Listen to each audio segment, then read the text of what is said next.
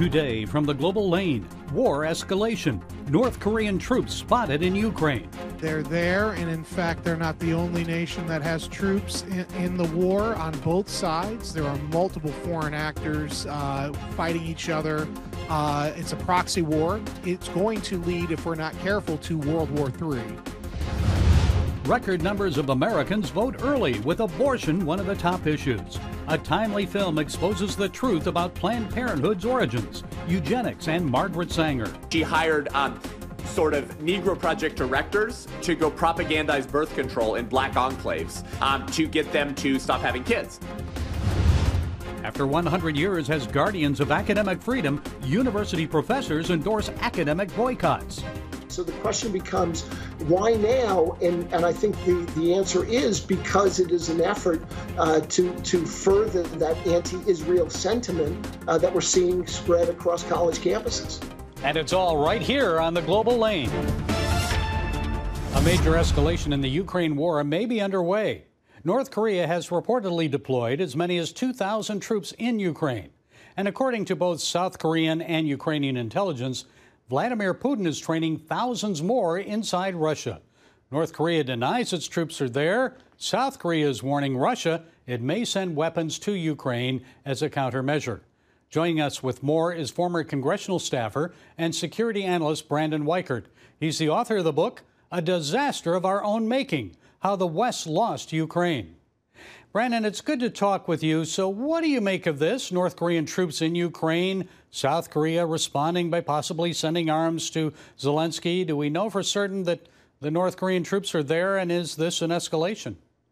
Absolutely, they're there. And in fact, they're not the only nation that has troops in the war on both sides. There are multiple foreign actors fighting each other. It's a proxy war. And so this is just the latest escalation. And furthermore, it is exactly as I feared, and this is why I wrote the book. Basically, the Ukrainian war has become an insuperable wound in the international body, and it's going to lead, if we're not careful, to World War III. Well, Kim Jong-un wouldn't send troops to help Russia in Ukraine unless he got something in return. So what would Putin likely give him for helping Russia? What would that mean for the U.S.? Well, they likely gave him more weapons technology. The North Koreans have wanted to get more and more access to greater levels of sophisticated weapons systems. So I'm sure on some level they are engaging in some kind of trade, maybe over hypersonic weapon development. Russia leads the world in real-world applications of hypersonic weapons. China's right behind them. We're in third place. So it could be something like that. It could certainly be greater diplomatic coverage, more intelligence sharing, a greater economic alliance between North Korea always needs more trading partners. Russia needs trading partners. So there you have a natural alliance there. But it is certainly a result of what I believe are failed U.S. and NATO policies in Ukraine that have driven Russia not only into the arms of North Korea, but also, more importantly, into the arms of China. Well, I want to talk about your book in a moment, but first, former British Prime Minister David Cameron says India should be brought in to help negotiate peace to end the Russia-Ukraine war. Prime Minister Modi seems to have a good relationship with Russian President Putin. So what do you think of that idea? And why are we still not seeing peace talks after more than 2.5 years of war? Well, I think anything that ends the war as quickly and peacefully as possible is what we need. The Biden administration has spent the last several years alienating India to the best of its ability for reasons that remain unknown. They have something to do with the fact that India has a close alliance with Russia. They've always had that, though, and they're never going to abandon it. And so, yes, that would be a great thing to do, would be to use India's great relations with Russia as a leverage point to get a deal from a third party that's impartial, truly impartial to the conflict. But it's important to note that there was a peace offering on the table within 4 or 5 months of the war beginning.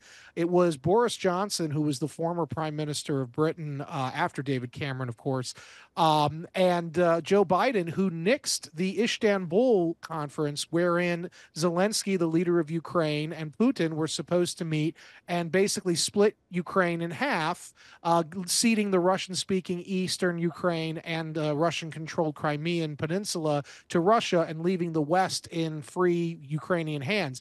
But that deal was scuppered not by Putin. It was scuppered by Biden and Johnson at the time, who obviously wanted the war to continue. I had a U.S. general at the time I consult for the DOD tell me point blank that, don't you understand, we're breaking the Russian army in the field. This is the mentality of the West right now. But the Russian army isn't breaking. They're just getting help now.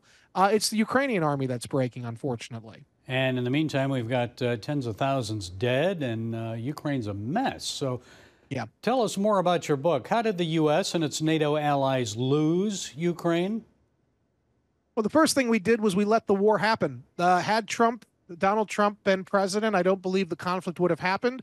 I think Ukraine would have continued on as it was in 2019, which was in a much better condition than it is in 2024. And something like 24 million Ukrainians have either fled the country or been lost in conflict. And that country will never recover. It will never be the same as it was before 2022 when the Russians invaded. The Russians invaded, yes, the Russians are not our friends, but the Russians invaded because they believe, and I think they're right to some degree, they were provoked over many decades by the West into doing this. First, after the end of the Cold War, the George H.W. Bush administration promised Mikhail Gorbachev that NATO would not move an inch eastward. Of course, that promise was broken almost immediately. And then in 1994, Bill Clinton negotiated the removal of what was at the time the third largest nuclear weapons arsenal in the world in Ukraine.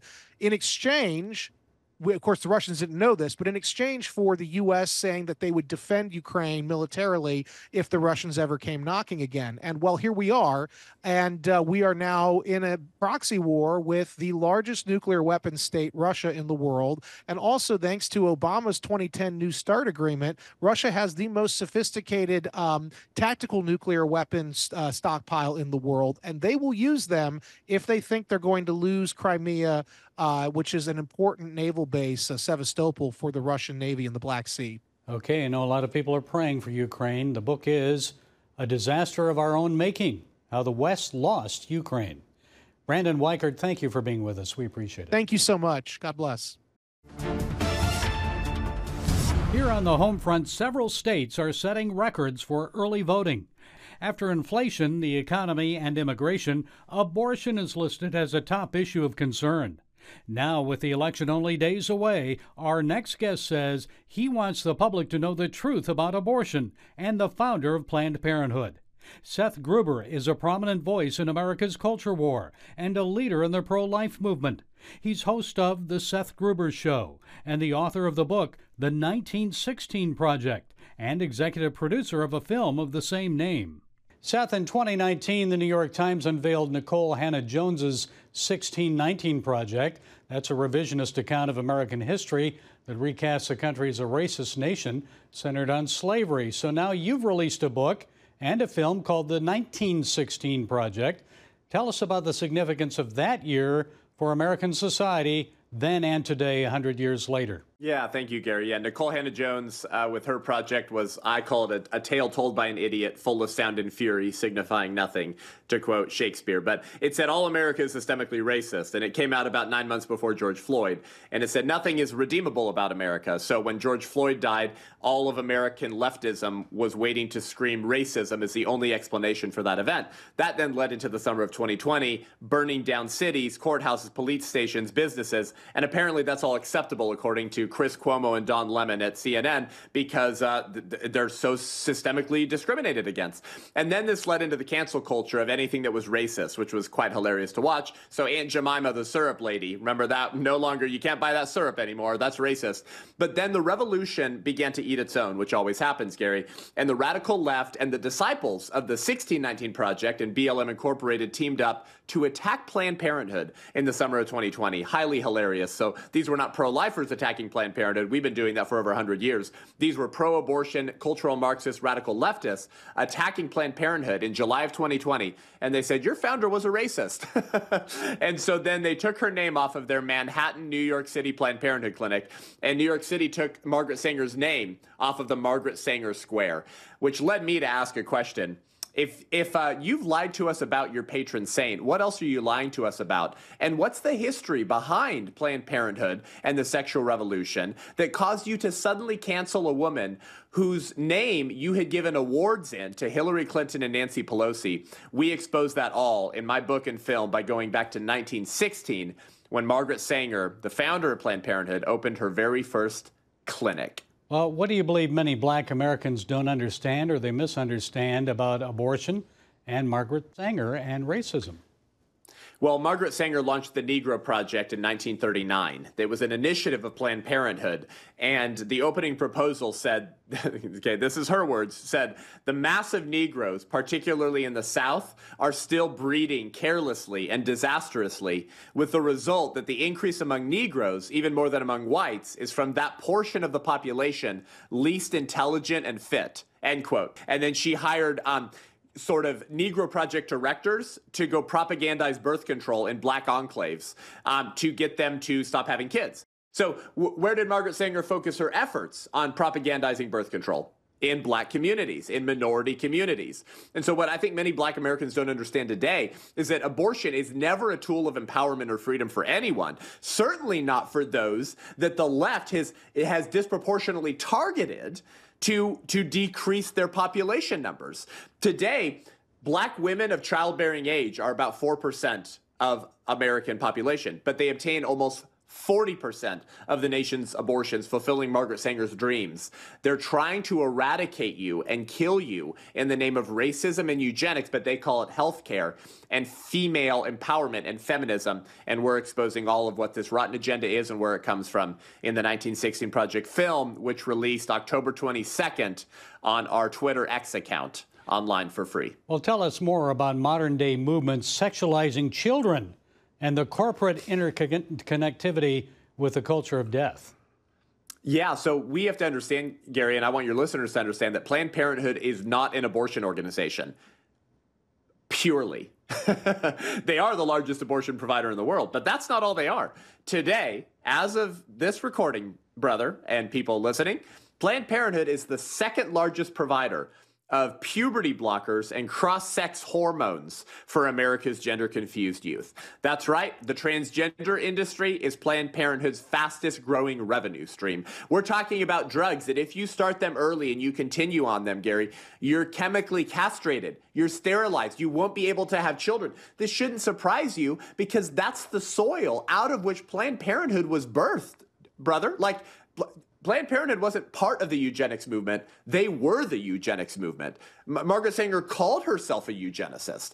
So it's not a coincidence that today, over 100 years after the founding of Planned Parenthood is almost the largest provider of sterilizing drugs to confuse America's gender-confused youth. And Planned Parenthood helped architect the pornographic comprehensive sex ed in America's public schools that sexualizes children by exposing them to any and all forms of sexual activity, even the most aberrant, even the most dangerous, all under the mantle of health education, family living, and freedom for the next generation. The history of that is way more dark and demonic and pedophilic than I could possibly get into on this short program. So you guys have to go get the book and watch the film, The 1916 Project. It will blow your mind. Okay, The 1916 Project is a book and also a film. Where can people get a copy of the book and view the documentary? Yeah, you can pick up my book and click the link that will direct you to watch our film at our website, the1916project.com. That's the1916project.com. Okay, Seth Gruber, thanks for joining us. We appreciate it. Thank you, Gary. Anti-Semitism on U.S. college campuses didn't end with the crackdowns on pro-Hamas protests. Now it appears college professors are institutionalizing an ideological shift that may threaten academic freedom by endorsing boycotts. Kent Tashi is higher education fellow at Campus Reform, and he believes the policy change smacks of anti-Semitism. Ken, it's good to talk with you again. So explain what's happening with this shift in approach for the American Association of University Professors and why you think it smacks of anti-Semitism. Sure, Gary, and thank you very much for having me. Look, the AAUP has been identified as the primary defender of academic freedom for the better part of over 100 years. And during that time, they have sought to preserve and advance academic freedom across higher education. And really what that means is preserving the ability to engage in open debate, discussion, and dialogue among academics, to engage in research, whether it's across town or across international boundaries, regardless of governmental policies. And in that role, they have always opposed the use of academic boycotts, and they've always viewed those the use of that tactic as antithetical to academic freedom. And an academic boycott is when an educational institution or organization refuses to engage with other colleges and universities because of institutional or governmental policies they don't agree with. And as I indicated, the AAUP has been steadfastly opposed to the use of boycotts against any institutions across the country for the better part of 2 decades. It was only recently that they have amended and changed that view and perspective, where they now take the position that academic boycotts can be an appropriate method to try to change institutional or governmental policies. And I can point to a couple of reasons why I believe that is a shift away from their principles and in the direction much more of an ideological view and perspective. Well, why now, Ken? Tell us why now. I mean, they're Sure. 110 years old. Why now? Understood. Well, it's no coincidence that they changed their view and perspective on this issue soon after the terrorist attacks on Israel by Hamas terrorists. It's also no coincidence that their new position now aligns themselves with the campus protesters and the protests that we saw rage across campuses last spring, which we know resulted in a disruption of the educational environment, which caused destruction of property on campuses, and which resulted in intimidation and threats of Jewish students. It also aligns them now with the views of the BDS movement, the boycott, sanction, and divestment movement that has been called for across the country by a variety of organizations, including Students for the Justice in Palestine. And lastly, it aligns them with the position of its union affiliate, the American Federation of Teachers, which has lost no opportunity to minimize anti-Semitism in higher education, calling the congressional investigations nothing more than a witch hunt, and who actively and full-throatedly supported their faculty's participation in those disruptive protests. So they really look to have abandoned their principal stance opposing boycotts and now embrace this ideological view, which to many is anti-Semitic. Well, what academic boycotts then do you expect to see? Will we see one against companies who do business with Iran and its development of nuclear weapons? Who will they demand universities boycott? Well, exactly. That's the right question. You can go back to 2005 and 2013 when the AAUP opposed proposed boycotts against Israel. And again, since that time, they have never endorsed or supported an academic boycott, whether it be against China, given their discrimination against the Uyghurs or the Tibetans, or whether it be against Nigeria and their silent genocide of Christians, or frankly, in any other country. So the question becomes, why now? And I think the answer is because it is an effort to further that anti-Israel sentiment that we're seeing spread across college campuses. Ken, on another issue, a university issue, as the presidential election approaches, in the classroom, a University of Kansas professor advocated violence against men who refused to vote for a female for president. It's what frustrates me. There are going to be some males in our society that will refuse to vote for a potential female president because they don't think females are smart enough to be president. We could line all those guys up and shoot them. They clearly don't understand the way the world works. Did I say that? Scratch that from the recording. I don't want the deans hearing that I said that.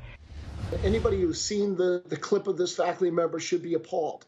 And there are some out there that are claiming that he has some degree of academic freedom to have engaged in this kind of conduct in the classroom. And I'm going to assert that this has nothing to do with academic freedom, but this is just academic bullying.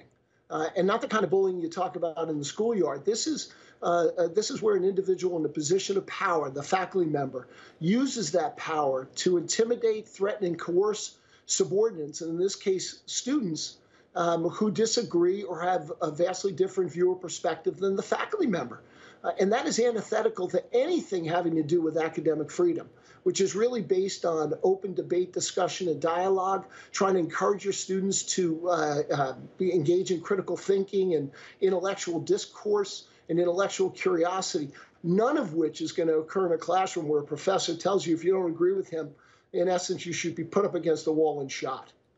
Okay, I will say that he was suspended. Kent Tashi, Campus Reform Higher Education Fellow, thank you for sharing your insights. We appreciate you. Gary, thanks very much for having me. George Barna and the Cultural Research Center recently reported that only 51% of people of faith say they'll vote in the November election. So if you're among the 49% who may sit this one out, keep in mind how Christian votes can determine the outcome. Speaking at a rally with faith leaders this week, former President Donald Trump encouraged evangelicals to participate in the election. Because you have a reputation of not voting proportionately like you should. You do know that if Christians did, nobody could ever beat us. Nobody. So if you thought about voting and are not sure which candidates to choose, here are some thoughts on what you can do to make some good choices. This comes from Pastor Eric Thomas of First Norfolk Baptist Church here in Virginia.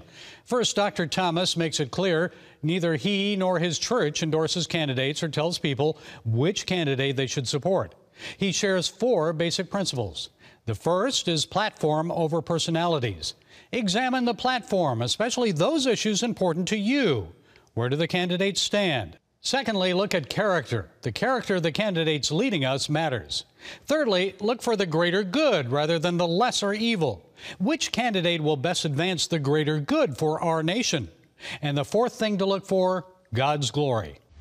I'm going to vote as best I know how for God's glory rather than my preference. We are citizens of the kingdom of God, first and foremost. And I'm an American second, or third or fourth. I don't know. Now, people might say that's unpatriotic. I say it's the most patriotic thing you can be as a follower of Jesus. When asked, I always encourage people to vote for godly and righteous leaders. And how will you know that? Well, the Bible says in Matthew chapter 7, verse 20, by their fruits you will know them. So let's go out and look for fruit bearers when we vote, and may God's will be done. That's it today from the Global Lane. Until next time, be blessed.